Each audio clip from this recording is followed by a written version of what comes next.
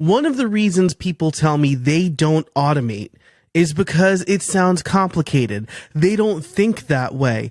And the automations they hear about are like complicated Rube Goldberg machines.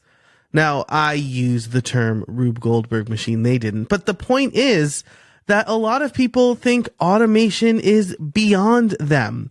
It's only something that programmers and computer nerds and people who are really in it can do. But today, I'm going to tell you that automation can be simple. And then I'm going to go through a bunch of my favorite simple automations that anybody, even someone without experience, can start with. So I'm really excited for that. There's going to be a bunch of show notes. You'll be able to find all of them over at howibuilt.it/317. That's howibuilt.it/317. And stick around for How I Built It Pro, because I'm going to talk about how my months-long experiment writing on Medium has been going. So if you want to hear about that, you can sign up for the membership, which will be linked in the show notes over at howibuilt.it/317. But for now, let's get to the intro and then the episode. Hey everybody, and welcome to How I Built It, the podcast where you get free coaching calls from successful creators. Each week, you get actionable advice on how you can build a better creator business to increase revenue and establish yourself as an authority in your field. I'm your host, Joe Casabona. Now let's get to it. So in the intro, I talked about how automations can feel like complicated Rube Goldberg machines. And if you're not familiar with what a Rube Goldberg machine is, I asked ChatGPT for a definition. And here's what I got back. A Rube Goldberg machine is a complex, often humorous device that performs a simple task through a series of chain reactions using everyday objects and machines. The machine is named after American cartoonist Rube Goldberg, who drew many cartoons depicting such machines. So if you're familiar with a lot of OK Go music videos or the inventions from Wallace and Gromit, you'll know what a Rube Goldberg machine is. This is like having a 20-step machine that like knocks down dominoes, that then rolls a ball down an alley, that breaks a light bulb, that pours your cup of coffee, right? That's like what a Rube Goldberg machine is. And while automation can feel like this, it doesn't have to. Automation can be simple. A while back over on Medium, over on theSoloAutomator.com, I wrote about how automation is iterative. And this is a members only post, but I'll get into the details a little bit in a second. The idea is to start with a simple concept and build on it. The truth is that being complicated is not the point of automation. The point of automation is to do things so that you don't have to do them. And simple tasks are the perfect candidate for automation. So here are some examples from my home automation setup. These are simple automations that I've set up to make my life and my family's life easier. 1, turn off all the lights in the house at 11 p.m. If we are all asleep, which generally by 11 p.m. we're at least all in bed, we don't want to leave any lights on, right? So turn them all off at 11 p.m. Number 2, turn off the living room lights or turn on the living room lights when a camera detects motion. It's reasonable to think that if someone is in the living room, they probably want the lights on, or at least a light on. And if someone's breaking into my house and they see the lights turn on, they will probably think twice about being there. And at 6 p.m., my personal focus mode on my phone turns on, which turns off most notifications and kills certain apps. And my office lights turn red. This is a simple signal to let me know that it's the end of my workday. I should step away from my computer because I have to spend, or I need to spend time with my family. It is that time. So stepping away from home automation, though, if you want to hear more about home automation, let me know on Twitter at jcasabona or via the feedback form at howibuilt.it/feedback. Stepping away from home automation, let's look at one of my simplest make automations. This automation is 2 steps. The trigger, right? To quickly review the types of things that happen, right? The 4 components of an automation. There's the trigger. That's the event that kicks everything off. The actions. That's one or more things that happen because of the trigger. There's timing. How often do you want this to happen? And then there is routing. I think I did timing and routing backwards. So I should really come up with an acronym, right? So I can easily remember these things. But routing, which is do different actions based on the input from the trigger. And there's timing. How often and when do you want this to happen? So the trigger for this automation is a subscriber is tagged with a specific tag. The action is send an email. That's it. Because before ConvertKit emailed me about purchases people have made through ConvertKit Commerce, I needed a way to do this myself. So when I was selling my membership through ConvertKit, I've since moved to Thrivecart. I'll talk about that and how I built it pro as well.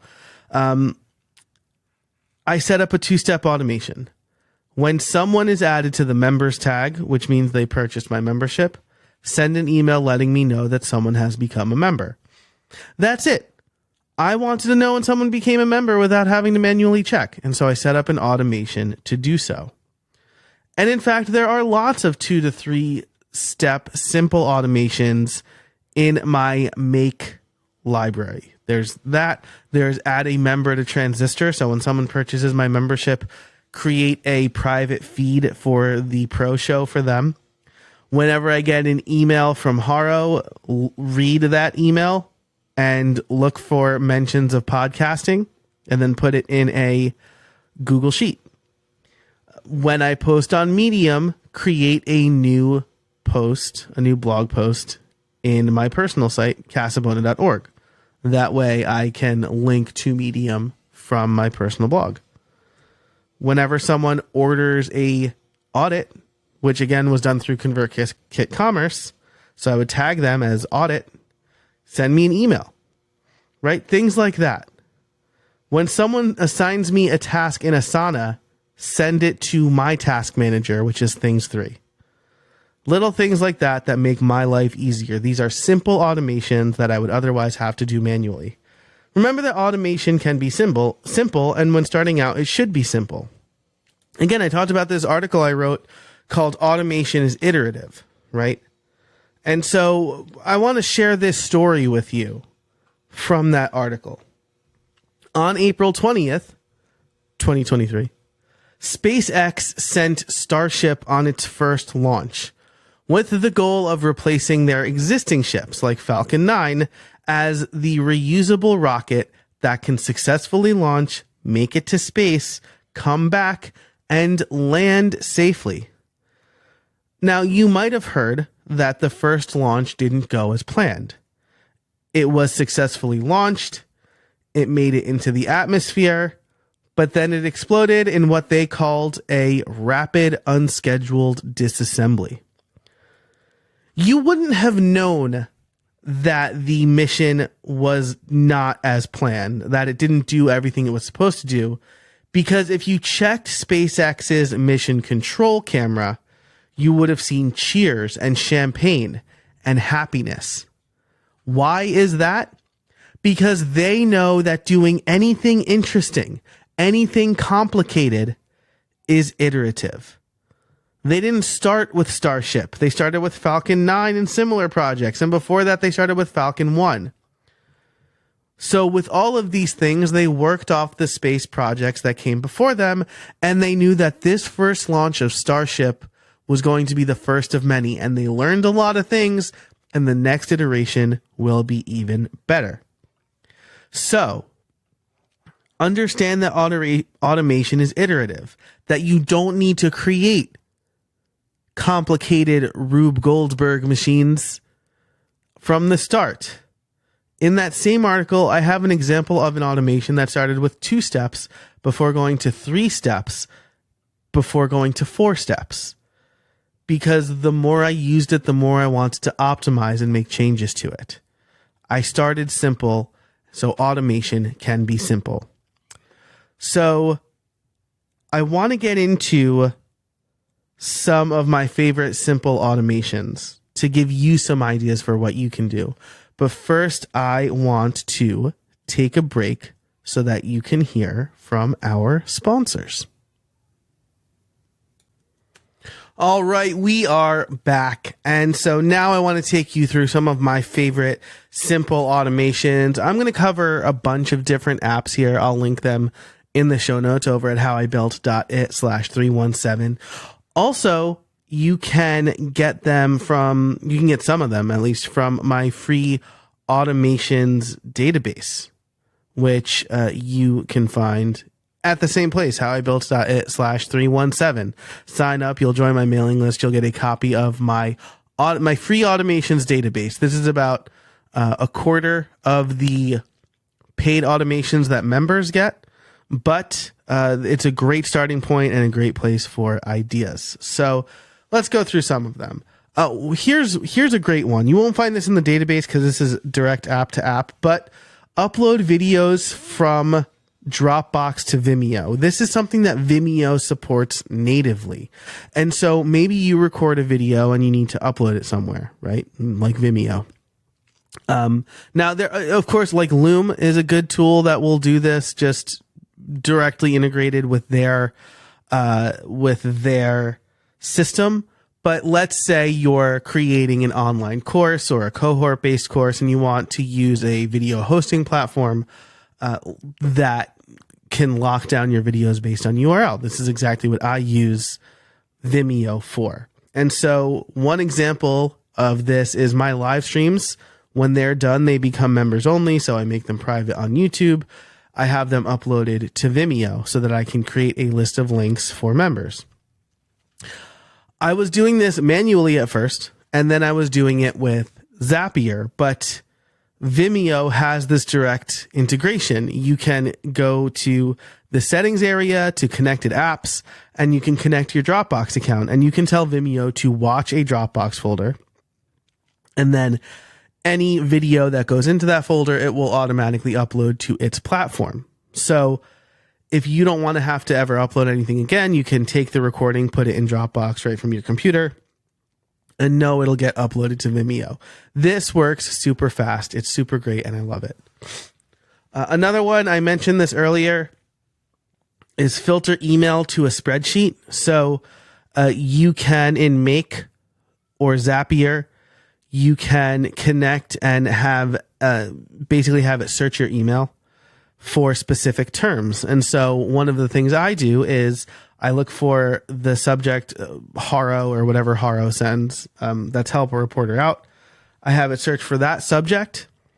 And then I have it search the body of the email for the terms podcaster, podcasting, and I think course creator. So I should probably update it because I'm doing less course creator stuff and more automation stuff now. But the point is that it will add the emails that come from that search to a spreadsheet. So I don't have to read every Haro email, and there's like 3 a day. I can only read the relevant ones, which is fantastic because it's going to save me a bunch of time having to sift through a bunch of requests. Whereas if I only open the ones I know are going to have something relevant, then I can just search for that term and make the request, right? So this doesn't necessarily have to be Haro requests though, right? It could be emails from your team. Maybe if they use a certain term, or if new orders come in, maybe you want to add those orders to a spreadsheet, or add the person's name to a spreadsheet, or add them not to a spreadsheet, but to a CRM. There's a lot of reasons that you might want to do this little 2-step email filter to spreadsheet or some other tool. This saves me a bunch of time. Number 3 on this quick list I have is clean up the downloads folder. Hazel, I need to do more content on Hazel. It's the best. I want to focus on simple automations here, but I have a really complicated Hazel automation that basically just manages my podcast production folder for me. It's amazing. But Hazel will also, so first of all, it's Mac only. So sorry, Windows users. But I use an app called Hazel to automatically manage my downloads folders. It will move images, documents, apps, music, videos automatically to the appropriate folders, right? So images go to the pictures folder. It will also tag those files with blue, right? Because you have like color tags on Mac. So it'll tag them as blue so they're easy to find. And I think it's for 7 days, right? So any file that's older than 7 days, it'll untag. So something I downloaded within the last week. But this keeps my downloads folder super clean. It will also auto delete anything that is over 30 days, right? So anything you downloaded 30 days ago automatically gets cleaned up and deleted, which is fantastic. The great thing about that is that Hazel just comes with those, right? They have some starting automations. They have some starting rules, they're called. And this is one of them that just, you don't have to do anything except turn it on, right? Something else I'll do is have it clean up my desktop, or there's another one where I'll have it move old video files to cold storage. So I have it watch my video editing folder, and anything that hasn't been opened in 40 days gets moved to my NAS, right? My network area storage, which is just a like cold storage essentially. So if you're looking to automate like file management, Hazel is a really nice tool because it's easy to get started, but it can also be super powerful. Big fan of that one. Now, if you want to get even simpler, right? And full disclosure, Text Expander, who I'm about to talk about, is a sponsor, has been a sponsor of this show, but I used Text Expander before they became a sponsor. I'm a big fan of them. Been a happily paying customer for years now. If you want to get even simpler than that, you can use Text Expander snippets. Text Expander automatically looks up text, can prevent typos, and even write full emails. I save hours per month, right? And this is not, they send you like stats every month and they'll say like, oh, you saved like 45 minutes. I saved a lot more than 45 minutes. And here's why. Because it is simple referencing that I don't have to think about anymore. So for example, I'll write the instructions for my editor to edit these episodes. Most of it's going to be the same and just a few things differ. Sponsors might differ, or like where the sponsor gap is, since I'm doing dynamically inserted sponsors now. And the edit notes, right? That's going to change. I can't just send him the same exact email every time. Otherwise I would automate it.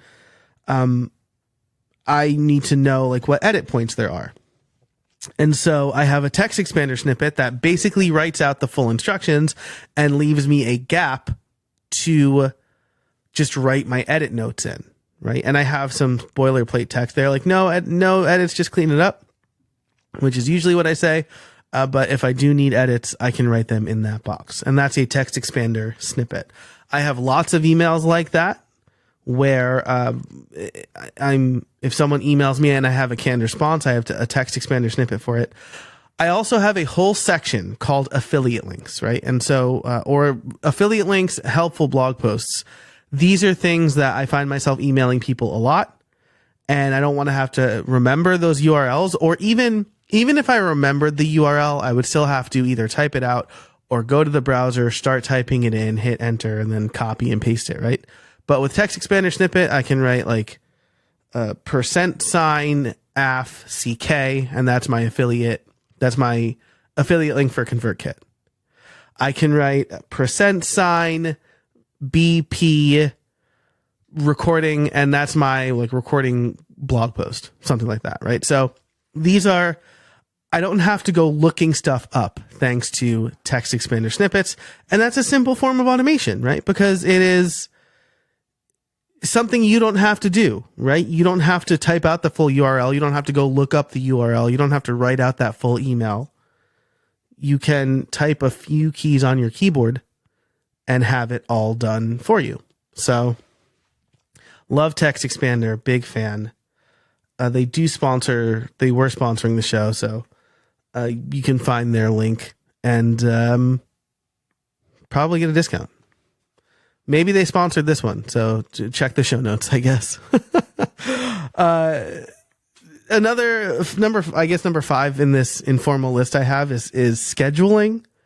I have a really complicated guest scheduling automation, but it doesn't have to be complicated.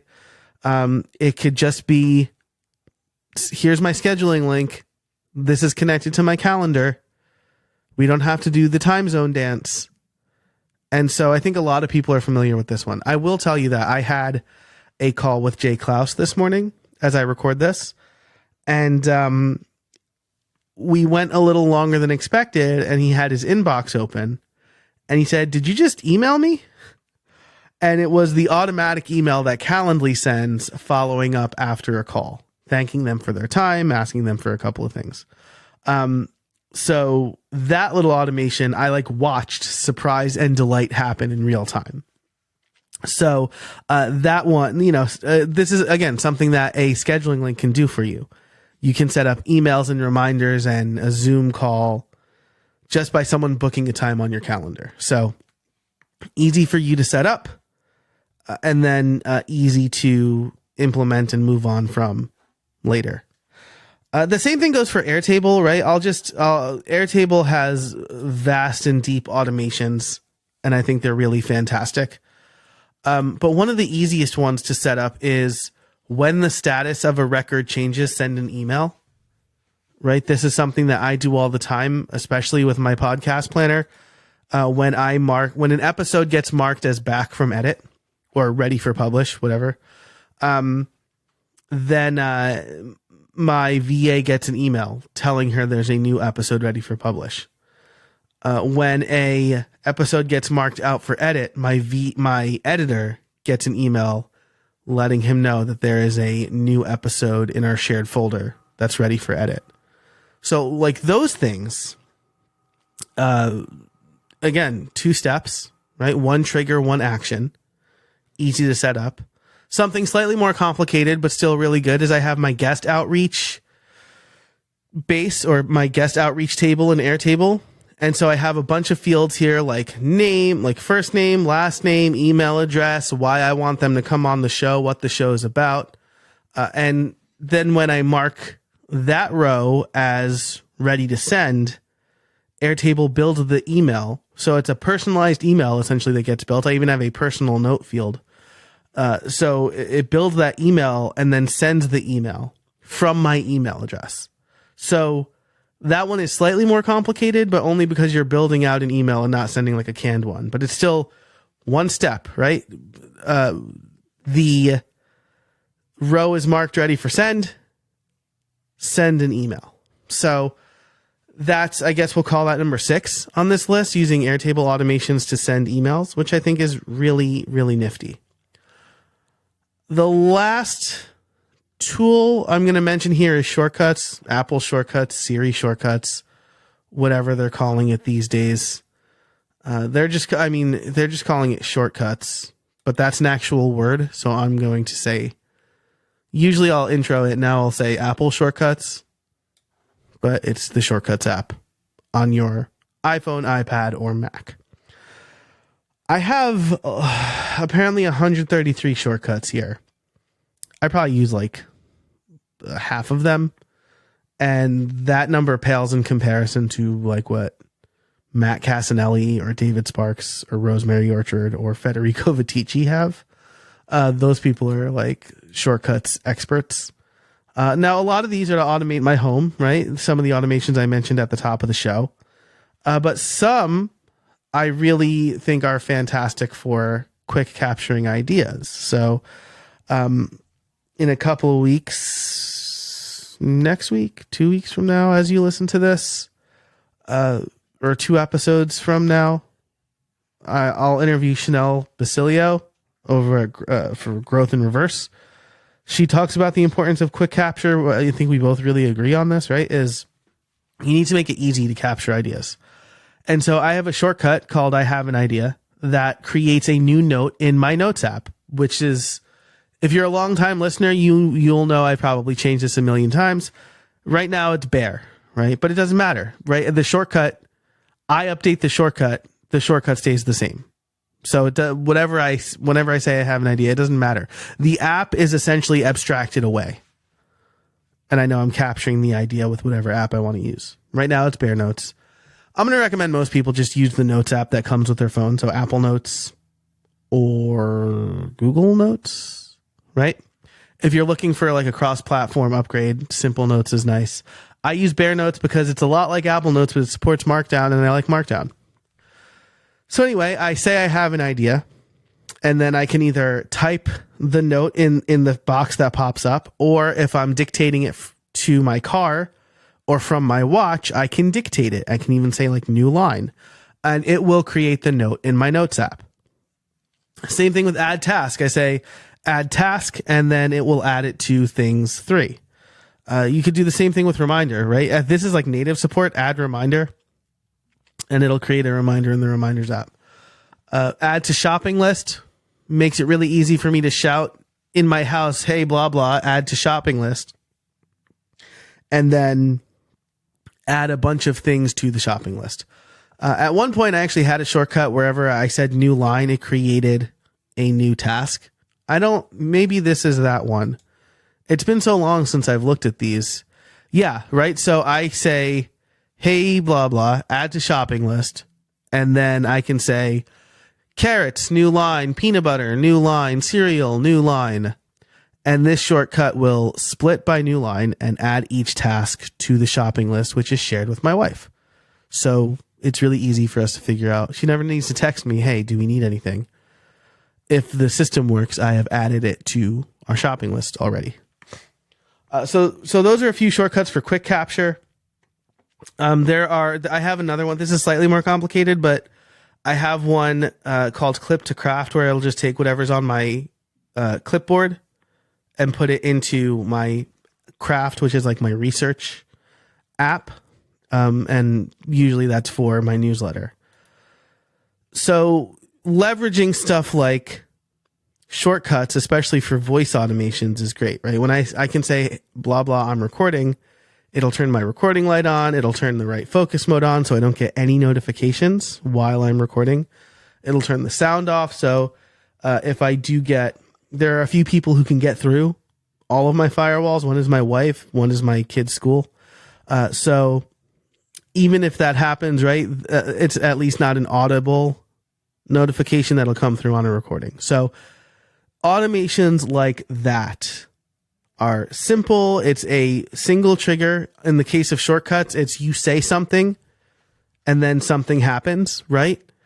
In the case of Make or Zapier or Hazel, it's something happens with Hazel. It's like a file hits a folder somewhere.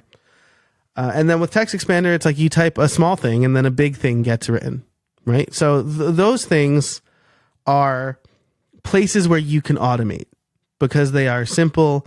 They don't take a lot of logic, right? If you think to yourself, oh man, I wish I could say add task to my phone and a task gets added, you could do that with shortcuts. A lot of these things, again, will be in the free automation library. I think I called it the database before. It's the automation library. All of them will be in the one for members. So you can become a member starting at $10 a month. Over at How I Built. The link is over at howibuilt.it/317. So that's it for this episode. We talked about how automation is simple and should be iterative. And then I ran through, a dozen or so of my favorite simple automations. If you want to get some of those automations, again, you can sign up for the free version of the automations library over at howibuilt.it/317. If you want to get all of them, you can become a member starting at $10 a month over at the link is howibuilt.it/317. It's casabona.org/join if you just want to cut to the chase. And again, that includes ad-free extended versions of this show.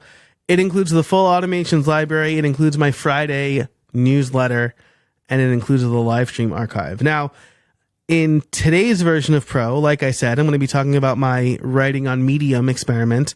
I'm also going to be talking about how I moved the membership to Thrivecart and why and how a little bit. And so if you're interested in all that, again, casabona.org/join, and you can get all of the show notes over at howibuilt.it/317. Have I said that URL enough? Thanks so much to our sponsors for this episode. Thank you for listening. And until next time, get out there and build something.